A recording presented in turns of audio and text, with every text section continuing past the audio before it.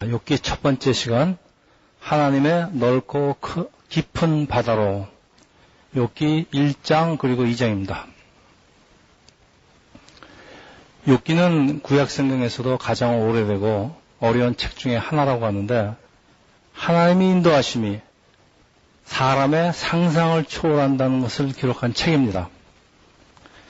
우리가 욥기를 잘못 이해하기 쉬운 이유도 욥기 속에 감추어진 하나님의 그 깊은 뜻을 올바로 이해하지 못하기 때문입니다.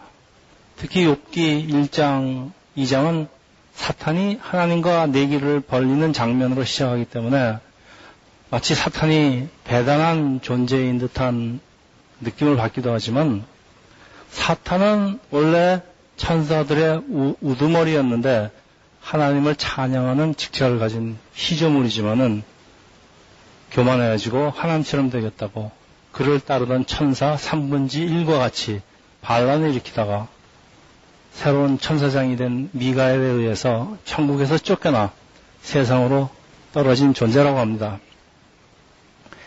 사탄은 히브리어입니다. 우리가 보통 마귀 혹은 악마라고도 하는데, 이 욥기에 사용된 사탄이라는 단어의 뜻은 영어로 accuser, adversary, 그러니까 고소하는 자, 고발하는 자, 법정 용어로는 검사에 해당됩니다. 예수님이 보내신다는 그 보혜사 성령의 뜻은 변호하는 자, 그러니까 하나님의 법정에는 고발하는 자, 검사, 변호하는 자, 변호사, 예수님, 또 재판관이신 하나님이 계십니다. 사탄이 보통 검사와 다른 점은, 검사는 이제 법을 지키고 정의를 실현하기 위한 존재지만은, 사탄의 존재 이유는 사람을 쫓아다니면서 죄를 짓게 하고 또 그 죄를 하나님께 고발하여서 자기가 영원히 있게 될 지옥으로 데려가는 것입니다. 사탄이나 아담이나 하나님과 똑같이 되었다는 건 반역죄입니다. 그러니까 똑같은 죄를 지었는데 사탄은 쫓겨났는데 사람을 용서하는 것은 공평하지도 않아요. 그리고 쫓겨난 천사들에게 하나님을 비난한 구실을 줍니다. 이 타락한 천사들을 유다서에 보면은 1장 6절에 자리를 지키지 않는 천사들이라고 표현하는데, 원래 천사의 위치가 천국에서 하나님을 보좌하는 것인데 타락하고 세상으로 떨어졌으니까 세상을 돌아다니면서 하나님 역사를 방해하는 것 말고는 할 일이 없습니다. 그래서 베드로 전서 5장 8절에 근심하라 깨어라 너희 대적마귀가 우는 사자같이 두루다니며 삼킬자를 찾나니, 욥기를 읽다 보면은 상당히 많은 질문이 떠오르지만은 그 막상 대답이 쉽지 않습니다. 특히 욥기가 시작하는 1장, 2장에는 잘 이해가 가지 않는 일들이 일어나는데, 그래서 1, 2장을 잘못 이해하는 것은 욥기 전체의 이해를 어렵게 합니다. 상당히 중요합니다. 그래서 1장 1절에 이제 욥을 소개하는데, 온전하고 정직하고 하나님을 경외하고 악에서 떠난 사람. 여기 온전은 영어로 blameless, 그러니까 흠이 없다는 뜻입니다. 이 사람이 어느 정도로 흠이 없는 사람인가 하면요, 욥기 1장 5절에 그들이 차례대로 잔치를 끝내면은, 자기 자식들입니다. 욥들은 자식들을 불러다가 성결하게 하되 아침에 일어나서 그들의 명수대로 번제를 드렸으니, 이는 욥이 말하기를 혹시 내 아들들이 죄를 범하여 마음으로 하나님을 욕되게 하였을까 함이라. 욥의 행위가 항상 이러하였더라. 이게 혹시 자식들이 마음으로라도 하나님을 욕되게 했을까봐 그들을 위해서 아침마다 번제를 드리는 정도입니다. 그러니까 하나님을 섬기는 자세에 관한 하는 blameless, 흠 잡을 것이 없다는 것을 강조합니다. 그러나 사도 바울은 세상에 의인은 하나도 없다고 외치고 있는데, 하나님 앞에서 완전한 사람은 없다는 것이 성경 전체에 흐르고 있는 말씀이에요. 그래서 성경에 어떤 사람을 소개할 적에 온전하다, 완전하다라고 소개한 사람이 있으면 꼭 나중에 이 사람이 사고를 칩니다. 노아도 그랬고 모세도 그랬고 다윗도 그랬고 우리도 그렇습니다.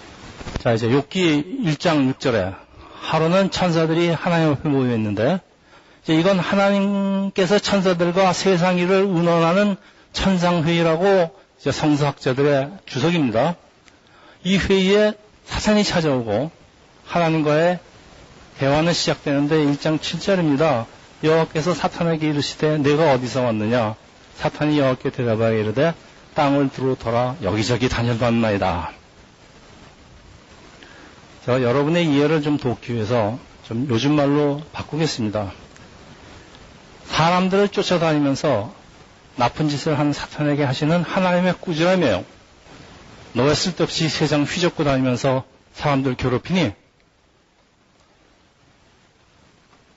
사탄이 대답인데 사탄은 원래 천국에서 찬양대 대장입니다.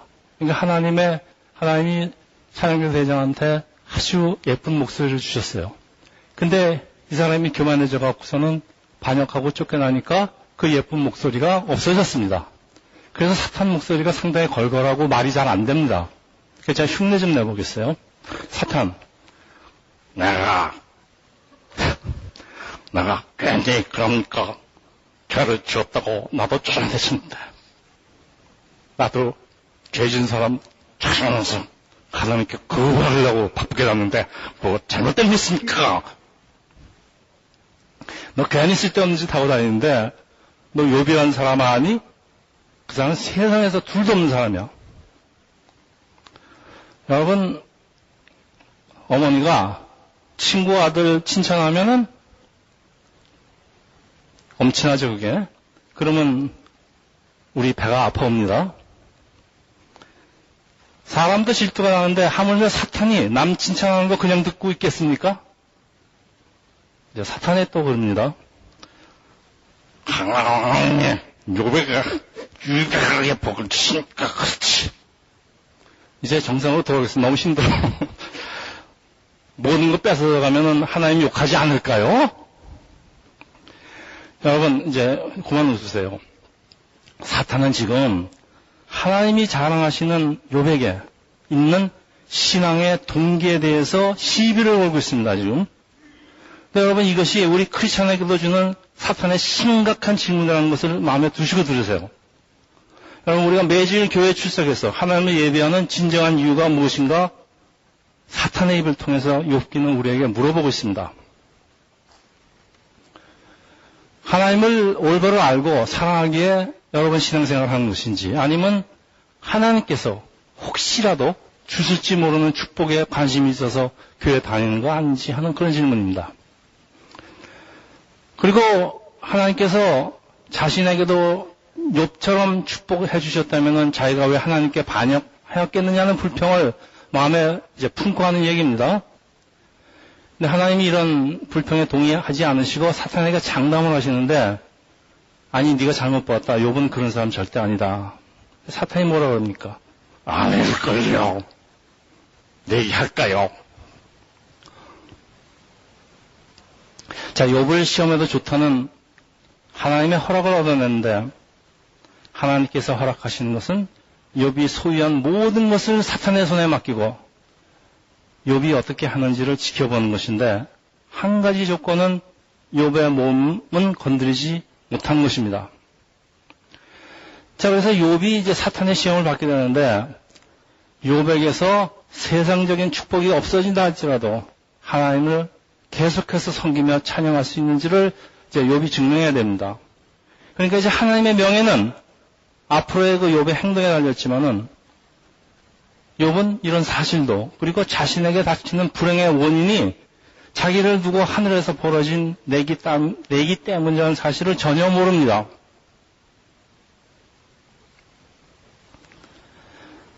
욥이 순식간에 모든 것을 잃게 되지만은 사탄의 기대와는 전혀 다른 일이 벌어지는 것이 1장 20절입니다. 욥이 일어나 겉옷을 찢고 머리털을 밀고 땅에 엎드려 예배하며. 여러분, 겉옷을 찢는 것은 불행을 당한 사람들이 하나님께 호소하는 그 당시의 이스라엘의 관습이지만은, 여러분, 이런 상황에서 어떻게 욥이 하나님을 예배할 수 있는지 참 그것도 그렇습니다. 근데 계속되는 이제 욥의 신앙 고백 앞에서 사탄은 확신은 이제 여지없이 무너집니다. 1장 21절에서 22절 너무나 유명한 구절입니다. 이르되 내가 모태에서 알몸으로 나왔사온즉 또한 알몸이 그리로 돌아갈지라 주신 이도 여호와여 거두신 이도 여호와시니 여호와 이름이 찬송을 받을지니이다. 이 모든 일에 욥이 범죄하지 아니하고 하나님을 향하여 원망하지 아니하였더라. 자, 하나님과 사탄과의 포스트 라운드는 사탄의 참패로 끝이 나지만은 사탄은 굴복하지 않고 천상회에 다시 나타나고 불평을 합니다. 2장 4절에서 5절입니다. 사탄이 여호와께 대답하여 이르되 가죽으로 가죽을 바꾸오니 사람이 그의 모든 소유물로 자기의 생명을 바꾸올지라 이제 주의 손을 펴서 그의 뼈과 살을 치소서 그리하시면 틀림없이 주를 향하여 욕하지 않겠나이까. 여러분 이 가죽으로 가죽을 바꾼다는 말은 당시에는 가죽이 거진 유일한 옷을 만드는 재료, 옷감입니다. 그러니까 옷이 망가지면은 다른 옷을 입으면 된다. 그러니까 재산은 없어져도 또 다시 벌면 되니까 그거 갖고는 안 된다. 이거 별거 아니다. 그러니까 본체를 건드리게 해달라. 그러니까 욥의 몸까지 건드리는 것을 허락해달라는 항에 이제 하나님이 동의하시고 세컨드 라운드에 공이 울립니다. 심판이 이제 두 선수를 사탄을 불러서 쥐를 줍니다.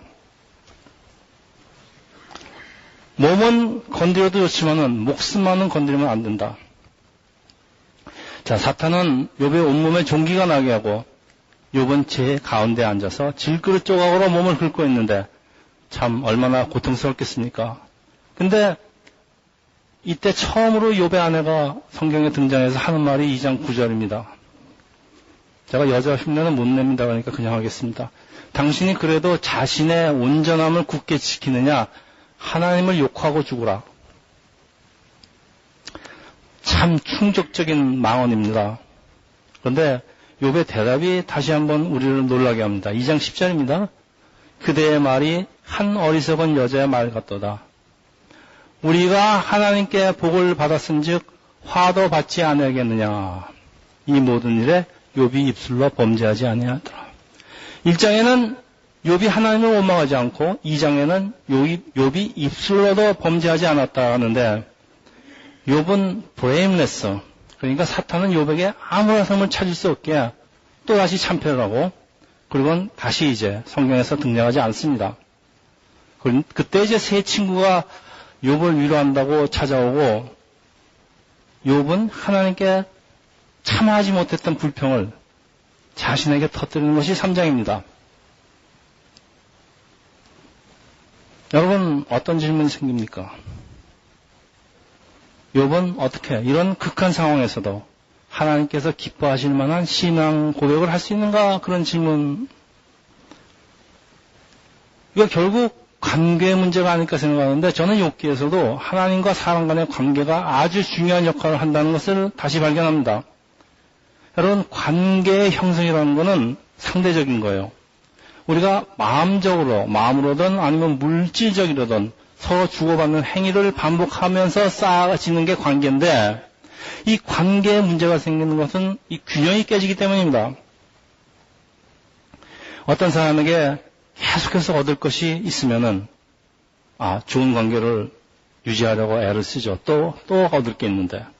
근데 더 이상 얻을 것이 없다고 생각하면은 관계를 소홀히 하거나 아주 끊어버리는데, 자, 이런 것을 당한 사람 입장에서는 배신이라는 단어로 표현을 합니다. 사실 욥의 아내가 하나님을 비난하고 죽어버리라고 하는 것은 내가 이제껏 하나님을 열심히 다해서 섬겼는데 어떻게 이럴 수가 있느냐 하는 그 어떤 욥의 와이프가 가진 배신감의 표현입니다. 이런 하나님이라면은 이제 더 이상 관계를 맺을 필요가 뭐 있느냐. 그러니까 욥의 아내도 상당히 다쳤습니다, 마음이. 그러니까 상한 감정의 그 외침입니다. 근데 이 욥은 달라요. 욥이 어떻게 세상 사람들의 생각과 다른 생각을 하게 되었을까요? 그 1장 21절에 답이 있는 것 같아요. 제가 이 개역개정보다는 세번역이 더 이야기가 좋습니다. 그래서 세번역으로 다시 한번 말씀드리겠습니다. 모태에서 빈손으로 태어났으니 죽을 때도 빈손으로 돌아갈 것이요. 주신 분도 주님이시요 가져가신 분도 주님이시니 주님의 이름을 찬양할 뿐입니다. 요거 NIV 번역으로는 이렇게 되어 있습니다. Naked, I came from my mother's womb, and naked I will depart. 여러분, 성경에서 제일 오래된 책에서 발견되는 청지기의 개념입니다. 요번 하나님의 백성으로서 소유에 대한 청지기 개념이 아주 확실하였기 때문입니다. 내가 누군지, 그동안 나에게 축복을 주신 분이 누군지, 처음부터 태어날 때부터 나에게 했던 것이 무엇인지, 사람이라는 존재는 알몸에서 알몸으로 빈손으로 왔다가 빈손으로 돌아가는 존재라는 이런 청지기의 개념이 확실하게, 이게 분명하기 때문입니다. 여러분, 신앙생활에 이게 분명하면요, 상당히 많은 문제를 해결할 수가 있습니다. 사람들이 환난을 당하면 교회 다니는 사람도 그래요. 특히 하나님 어찌해서 나에게 이런 일이 생깁니까? 하지만은 뭐 우리가 태어날 때 가지고 온 것도 없지만은 세상을 떠날 때 가지고 가는 것도 없습니다. 애기가 태어나면은 손을 꽉 움켜쥐고 태어납니다. 이제 갖게 되는 거예요. 죽을 때는 다 이루고 죽습니다. 가져갈 수 없으니까. 내게, 나한테 있는 게 원래 하나님의 것인데, 이걸 주신 분도 하나님, 또 이걸 거두어 가시겠다는 분도 하나님, 또 2장에 보면은 우리가 하나님께 복을 받았은 즉, 화도 받지 아니하겠느냐. 근데 예수님도 뭐라 그러십니까? 그리스도의 좋은 병사로서 고난에 동참할 것을 예수님도 원하십니다. 욥은 하나님의 주권과 섭리를 인정하고 받아들이는데, 자, 우리가 받아들이고 못 받아들이는 것은 하나님의 축복을 바라보는 나의 자세에 전적으로 달려 있습니다. 여러분, 축복하되 히브리 원어는 바락, 영어로는 bless. 이 bless는 무릎을 꿇다라는 동사에서 파생된 동사예요. 그러니까 하나님께 무릎을 꿇는 자세가 확실한 욥은 축복이 뭔지를 정확히 이해하기 때문에 1장에서도 행위로, 2장에서는 입술로 범죄하지 않게 된 이유입니다. 축복이라는 것은 하나님의 코브넌트, 또 사람의 순종이 결합돼서 얻어지는 것이 축복이라 그런 말씀입니다. 자, 이게 첫 번째 질문입니다. 두 번째 질문. 이 이야기의 발단이 욥이 하나님 앞에 너무 선하였기 때문에 하나님이 사탄의 제안을 받아들여서 사랑하는 욥에게 가혹한 시련을 허락하시는가 하는 것인데, 이것도 참 어려운 질문입니다. 근데 2장 3절에 이런 하나님의 말씀이 있어요. 2장 3절에 내가 나를 충동해서 까닭 없이 그를 치게 하였어도 그가 여전히 자기의 온전함을 굳게 지켰느니라.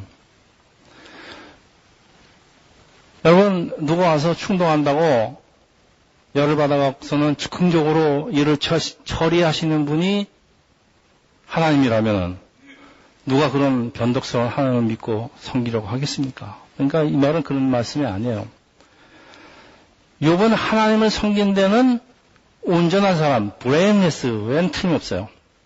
그렇지만 나중에 밝혀지지만은 욥에게는 무엇인가 부족한 게 있기 때문에 그렇습니다. 그래서 하나님은 사탄의 불평을 선하게 사용하셔서 욥에게 없는 것을 채우시려는 계획을 가지고 있습니다. 하나님은 버리는 게 없으세요.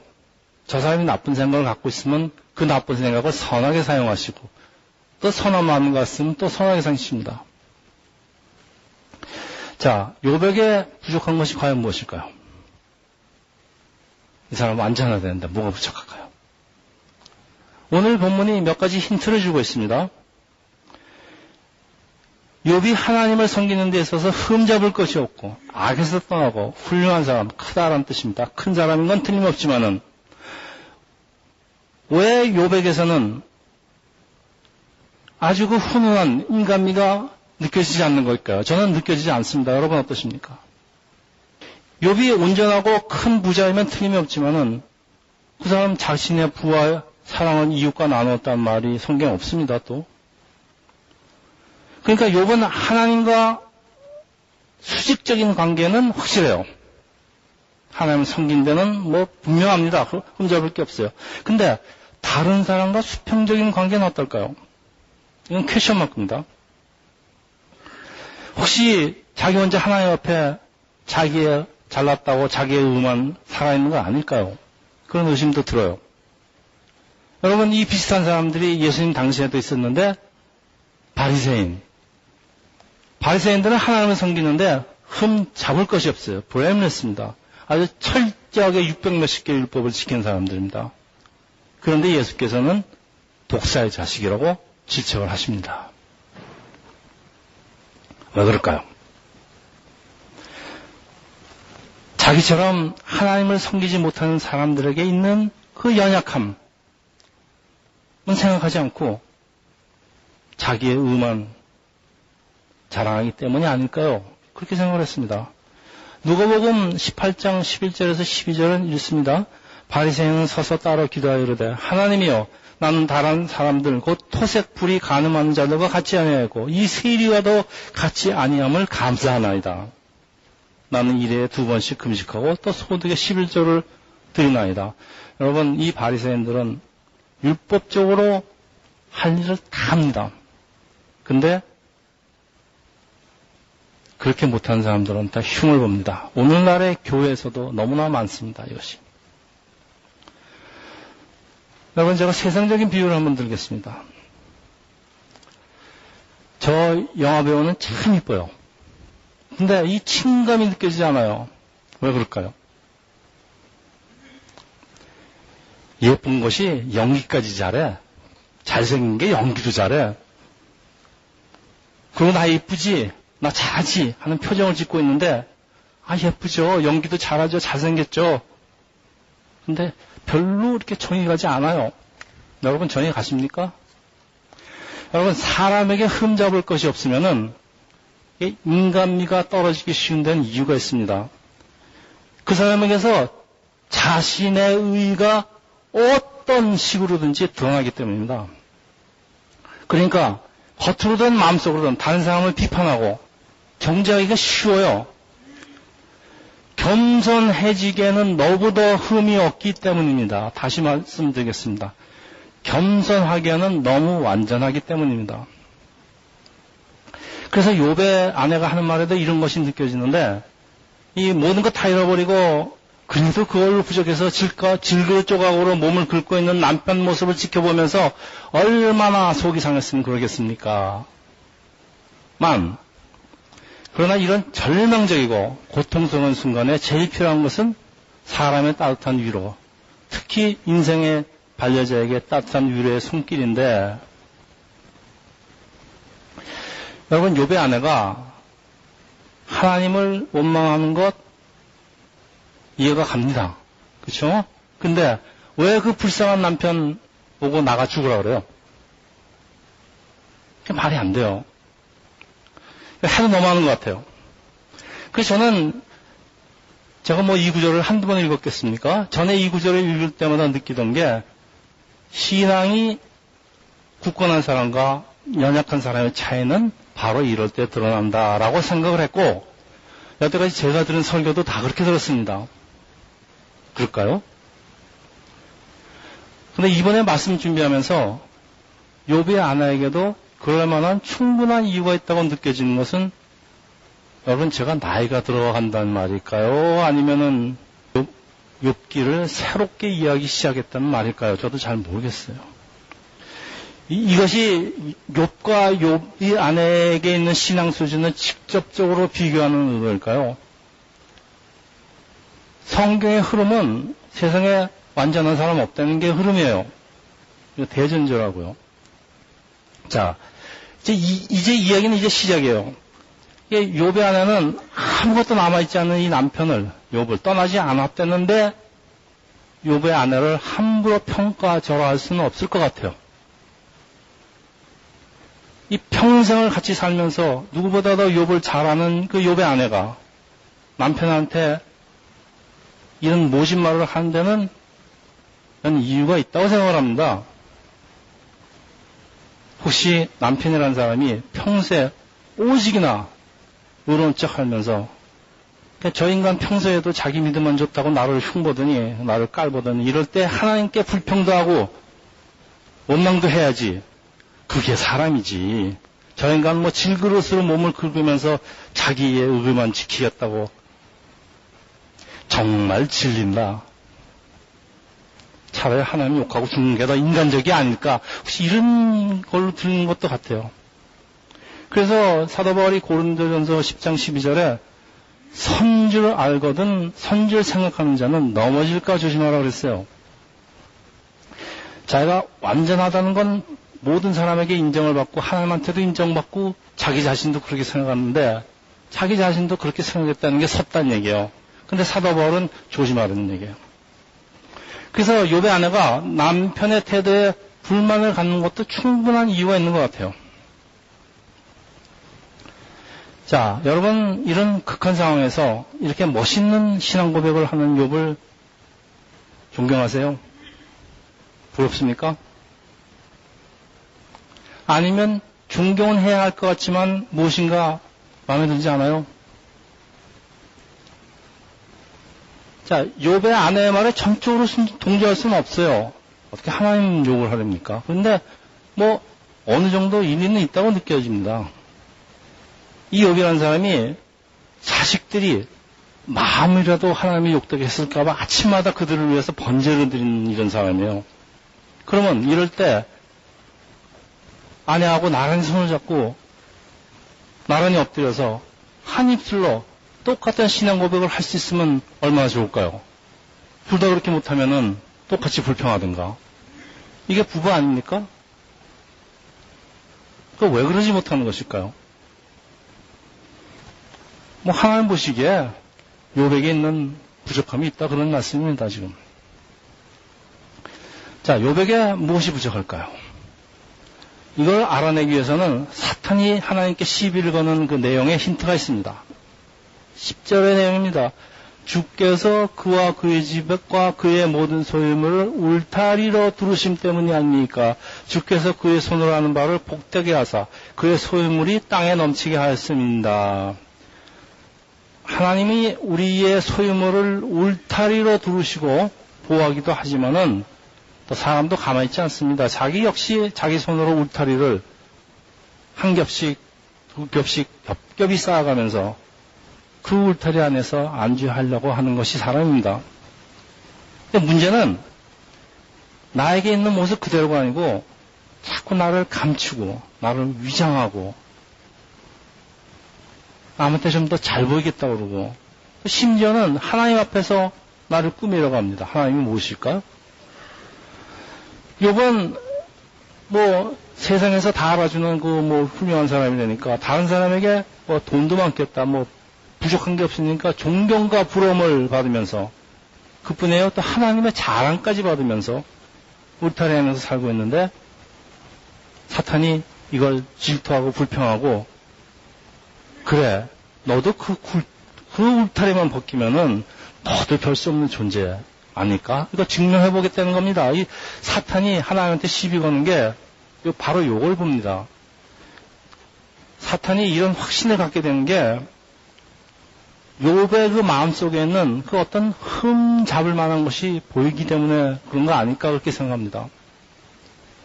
사탄이 우리의 마음을 알기 때문에 우리의 욕심을 틈타서 들어옵니다. 욥을 사랑하는 하나님도 욥의 그 표면에 있는 의로움도 상당히 중요하죠. 형식도 중요합니다. 그렇지만은 더 깊은 내면의 의로움을 가지기 원하는데 이게 이제 하나님과의 정말 그 마음으로 맺어지는 관계를 의미합니다. 근데 마침 사탄이 찾아오고 욥의 의로움이 하나님이 두르신 울타리 때문이라고 시비를 거니까 하나님은 욥에게 있는 울타리를 일단 제거하는 것을 허락하신다는 깊은 이유가 있습니다. 욥에게 하나님에 대해서 더 알게 하시고 욥을 더 크고 더 깊은 믿음의 바다로 인도하기 위함이십니다. 오늘 설교 제목입니다. 그래서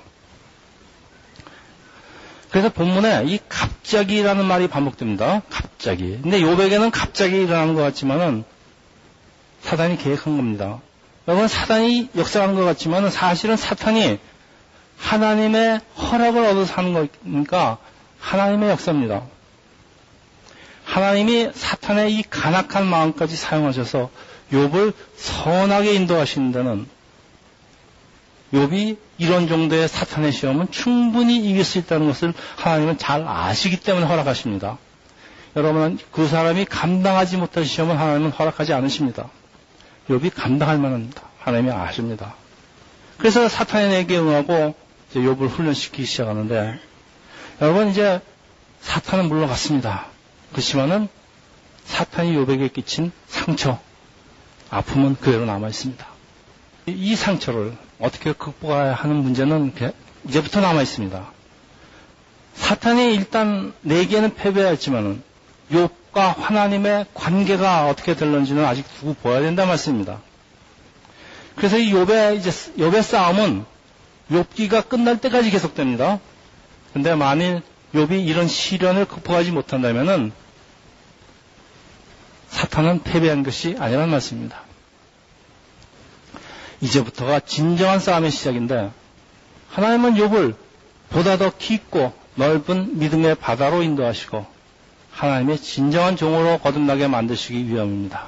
여러분, 이 싸움은 하나님과 사람이 합력해서 싸우는 선한 싸움입니다. 우리 그런 찬송가도 있죠. 얕은 물에서 발만 죽이지 말고 저 깊은 바다로 나아가라. 그런 찬송도 있습니다. 여러분, 그래서 이 사도 바울이 환난의 의미를 우리 소망을 이루는 도구라고 표현을 합니다. 로마서 5장 3절 4절. 우리가 환난 중에도 즐거워하나니 이는 환난은 인내는 연단은 소망을 이룰 줄 압니다. 자, 이제 말씀을 마칩니다.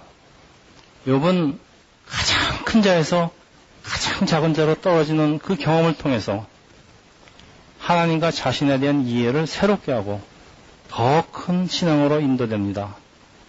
그래서 욥기 중간쯤 되는 23장 10절에 이런 말씀이 있습니다. 욥이 뭘 깨닫기 시작하는 겁니다. 그러나 내가 가는 길을 그가 아시나니 그가 나를 단련하신 후에는 내가 순금같이 되어 나오리라. 내가 정금되어 나오리라. 그리고 욥기가 끝날 때 욥이 하는 고백이 이렇습니다. 욥기 42장 5절. 내가 주께 대해서 귀로 듣기만 하였더니 이제는 눈으로 주를 배웠나이다. 그동안 하나님에 대해서 듣기만 했어요. 근데 환난을 통해서 하나님을 보았다고 합니다. 여러분, 하나님을 만나고 하나님을 보지 않으면은 이런 마음은, 이렇게 딱딱한 마음은, 이런 위선된 마음은 깨지지가 않습니다. 그래서 하나님과의 그 만남이 그렇게 중요합니다.